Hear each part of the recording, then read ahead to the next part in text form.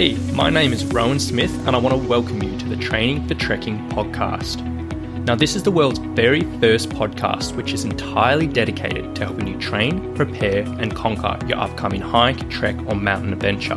So once a week, I'm going to be giving you quality and practical information on the subjects of physical preparation for trekking, dealing with altitude and nutrition on the trail, so you can know everything you need to be doing to have the best chance of a safe, enjoyable and successful adventure.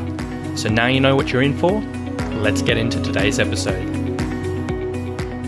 Okay, hello guys. Today I'm doing a quick daily hiking checklist, and it's a few ideas that I recommend hikers when you're actually on the trail to keep on top of, and potentially might write these things down or just keep them top of mind. And they can be really handy just to make sure that you are performing at your best, you're staying as comfortable as you can, and you're recovering as well as you can at the end of a day's hiking. Now, the reason I'm talking about this today is because these are going to be the exact things that I'm going to be working through probably today as you're listening, as I'm going through my current hike while I'm on the Larapinta Trail. And the day of this being released, I'm probably day 4 out of day 5 on this particular hike. And these are the things that I'm going to be planning to do each day when I get the opportunity, just to make sure everything's ticking along, I'm doing the right things, and I am looking after myself. So when you do have a long day hike coming up, or you got an overnighter or multi-day or whatever it may be, hopefully this can give you a few ideas just to make sure you stay on top of everything. And it's a little checklist to work through.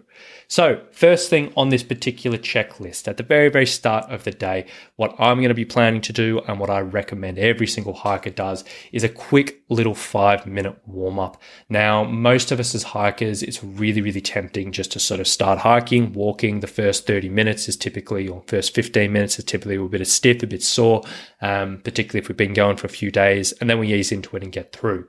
Now, that's all well and good if you haven't got any issues and anything like that, but if you do have any aches or pains, or if you are aware you get stiff overnight, or you just want to make sure you're looking after yourself, simply doing a 5-minute warm-up can make all the difference. Now, you don't have to do anything crazy, and obviously, when you're on the trail, you're not going to be doing anything too in-depth, but 2 areas I absolutely recommend you just do a little bit of work on is doing a little bit of mobility or stretching on your ankles, and a little bit of mobility and stretching on your hips. So it literally might be one exercise for your ankles or to loosen up your calves, and then one exercise to loosen up your hips just before you head off. Really effective, really simple, but it can make a bit of a difference. Now, for me, the 2 exercises that I'm planning on doing is a knee to wall stretch, which is a calf mobility or an ankle mobility exercise, and the world's greatest stretch, which is a really handy hip and upper back mobility exercise. If you're not 100% sure what those are, you can either check them out on YouTube, or you can come find me in the Training for Hiking and Trekking Facebook group. And when I'm back from the trail, then I can add you in and I can show you what those are. But first one, quick 5-minute warm up at the start of the day. Number 2 on the checklist is making sure you maintain hydration as you go through your hike, and starting off the day right and making sure you are, hydrated at the start of the day. Now, there's lots of different ideas around this, but the typical thing I recommend is trying to make sure that your urine color is roughly around, pale straw to clear colored, and try to maintain that through the day. That's not to say you have to drink liters and liters of water and obsess about keeping it clear, because that's not really a good idea. But, trying to hit that point and maintain it as you go, and get that at the start of the day. And as you go through your day's worth of hiking, trying to maintain that, if you can. The next checkpoint that I highly recommend, and something again that I'm going to be doing, is eating something small every single hour, even if you're not particularly hungry. Now, this doesn't have to be a major meal. It doesn't have to be a huge amount, but at least you could be simply a couple of bites of something. Now, for me, this is such an easy thing to help improve your performance and minimize your fatigue. And for me, as I said last episode, I hate getting hungry on the trail, and it really takes a lot of the enjoyment away from me. So if I can preempt that hunger and just snack as I go, it does make a big difference beyond the performance and fatigue benefits. The next thing on the checklist is when you're actually done with a day's worth of hiking. Typically, first thing I do once my tent's up, if I'm putting up a tent, is get my recovery compression tights on. I love to wear them around camp, to keep warm, but also just to keep the blood moving around. It's such an easy win for recovery. So that's going to be the first thing that happens typically when I get into camp once everything's sorted. Now, while the sun is up, or while there is a little bit of light, if it is still around, I'll typically do a little bit of rolling if anything is sore. So I'm going to be bringing my cork massage ball, and then in your your situation, you might have a ball. You could do it with a water bottle. You could do it with a trekking pole or whatever it may be. But if anything is particularly sore muscle-wise, spending a little bit of attention on that, give it a few minutes and just relieving it off. If any joints are sore, just working on the muscles above and below that particular joint, and that can typically give a bit of relief. And that's a really effective thing to do each day, after you've done hiking. The next thing on the checklist is making sure you do get a bit of protein at dinner. Now, protein is a thing that's typically not so easy to get, or it's not the first thing we think about when we're out hiking, because obviously sometimes it's not very easy to sort of keep things fresh. On the protein front, it's not something we typically want to have a huge amount of while we're actually hiking, because it can take a while to digest. We want a little bit of it, but not, huge servings. But at the end of a day's hiking, this is kind of where we want to, get a reasonable serving. Now, this is because protein is essential for muscle repair and recovery. So trying to get in some at the end of the day is pretty important. Now, in the situation, if you're like, I'm not 100% sure if I'm going to be able to get the protein in my meals. Maybe you don't have control of your meals, maybe with a group who's organized it for yourself, or maybe just the meals you're bringing just doesn't have any protein in it. Then you would just want to have a think about, what can you do alongside that to give yourself a little bit of protein. So you might just bring, a little package beef jerky and have a few strips of that with your dinner. I've seen people bring protein supplements and have that with their dinner. You can bring a little tuna pouch and have that, or whatever. Obviously there's a million and one ideas, and if you're veggie or vegan or pescatarian or whatever it may be, obviously it's going to be different. But just making sure you do get a source of protein with your dinner is a good thing to try and tick off each day.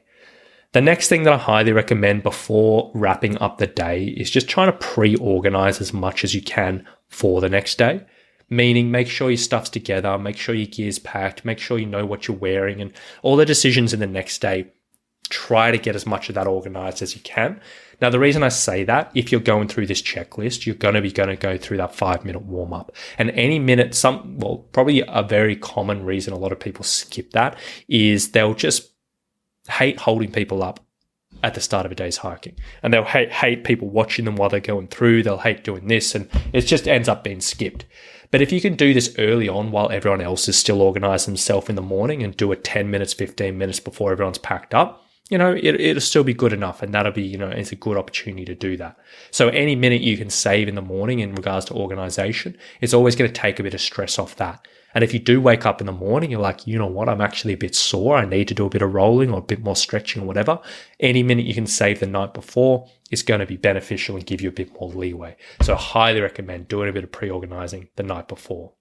And then finally, the last thing on this particular checklist is having a little bit of a wind down routine for the end of the day.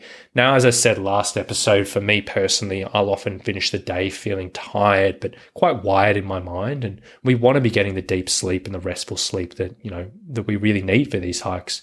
So I highly recommend is just thinking, what's a couple of actions you might be able to do at the end of a day just to help you wind down and let the body recover, the mind calm down, I should say. So that might be a little bit of stretching, might be a little bit deep breathing, might be having some lavender oil, might be doing some journaling, might be doing whatever. But just or a bit of reading, it's just something that'll help the mind calm down and help you wind down and get ready to sleep.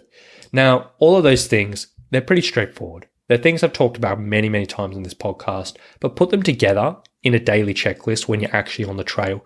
It can make a really, really big difference to your time on these adventures.